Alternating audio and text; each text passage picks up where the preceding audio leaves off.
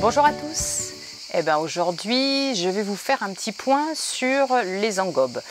C'était un sujet que j'avais traité précédemment et j'ai eu plusieurs fois des personnes qui m'ont posé la question je comprends pas, tu utilises l'engobe sur du sec, je croyais que ça devait être posé sur du cuir.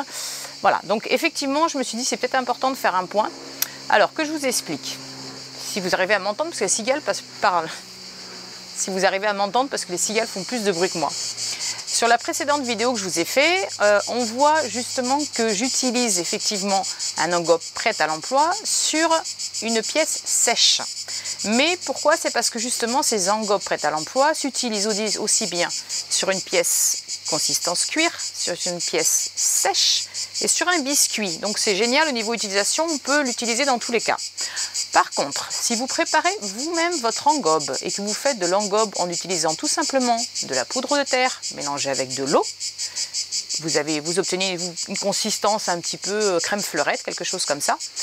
Vous allez bien la tamiser et vous allez l'appliquer au pinceau, au pistolet, comme vous avez envie. Donc là, dans ces cas-là, l'engobe que vous avez préparé, vous allez l'utiliser sur une consistance cuir. Alors c'est quoi consistance cuir? C'est quand votre terre n'est plus trop humide et donc elle va vers le séchage, elle n'est pas encore complètement sèche, elle a encore une couleur assez foncée et je dirais qu'elle ne se déforme plus au doigt.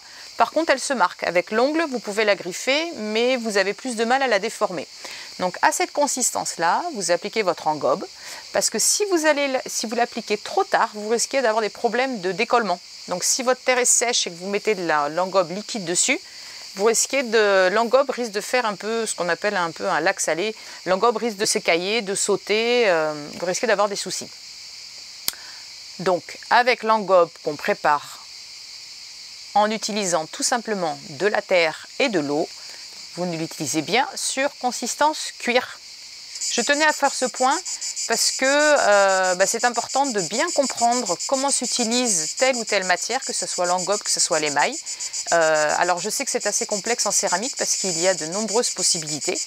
Voilà, donc il y a beaucoup de choses à savoir, c'est assez complexe. Ne vous éparpillez pas, à la limite, choisissez un mode d'utilisation et restez là-dessus pour vous entraîner, faire des recettes et obtenir des résultats satisfaisants.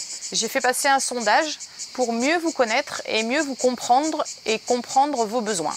Donc si vous n'avez pas encore répondu à ce sondage, je vous invite à le faire car c'est important de bien cibler vos questionnements pour pouvoir au mieux vous répondre. Alors ce que je vous propose, puisqu'on attaque la période des vacances, c'est que vous me posiez les questions que vous voulez, que ça concerne l'engobe, la terre, l'émaillage, le plâtre, enfin un petit peu toutes vos préoccupations. Posez-moi ces questions par mail ou bien directement sur la chaîne YouTube, de façon à ce que je vous fasse une prochaine vidéo. Je vous dis à bientôt pour une prochaine. Allez, ciao!